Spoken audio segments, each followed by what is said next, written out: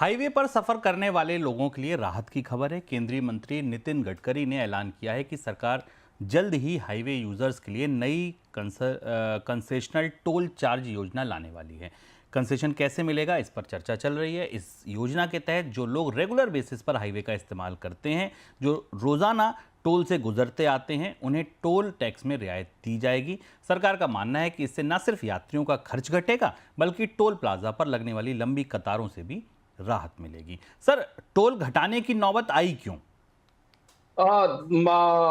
कहीं ना कहीं सरकार को इस बात ये महसूस हो रहा है कि भारत में टोल की महंगाई अब लोगों को चुभ रही और लोगों को चुभ भी रही। वास्तविक तौर पर आप अगर किसी भी टोल रोड पर ट्रैवल करते हो तो आमतौर पर अब 3 रुपए, 4 रुपए, 5 रुपए किलोमीटर तक के टोल पहुंच गए हैं, क्योंकि 1 अप्रैल से देश के कई हिस्सों में नेशनल हाईवे पर टोल में बढ़ोतरी होगी, जो कि सालाना बढ़ोतरी होती है। किसी साल 10% होती है। अभी बढ़ोतरी 3 से 5% के आसपास है, जैसा हम डेटा पॉइंट में बता रहे हैं।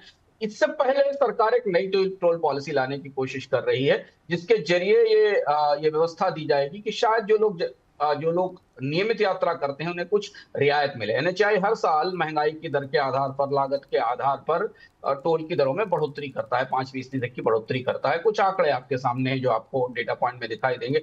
2024 में टोल का कलेक्शन करीब 64,000 करोड़ रुपए से ऊपर निकल गया था, जो कि 35% बढ़ा है। और इससे पता चलता है कि नेशनल हाईवेज का और टोल रोड्स का इस्तेमाल भी बढ़ रहा है और लोग फास्टैग के सहारे अब ज्यादा टोल पे कर रहे हैं। और इसलिए टोल लोगों की, लेकिन इसका दूसरा पहलू यह है कि लोगों का जितना खर्च एक यात्रा पर होता था उसमें सबसे बड़ा हिस्सा ईंधन का होता था, अब टोल उसके बाद दूसरा सबसे बड़ा हिस्सा हो गया। और यही वो वजह है जिस वजह से शायद किसी रियायत की संभावना बनती दिखाई दे रही। स्पष्ट रूप से तो पता नहीं, लेकिन इस बात की संभावना है कि शायद सरकार एक मुश्त कार्ड बनाने की कोशिश करेगी, जिसमें साल भर अगर एक रोड से आप गुजरते हैं तो आपको पूरे साल का एक पास बन जाएगा और उस पास में आपको रियायत मिल सकती है, बजाय इसके कि आप हर महीने उसे रिचार्ज कराएं।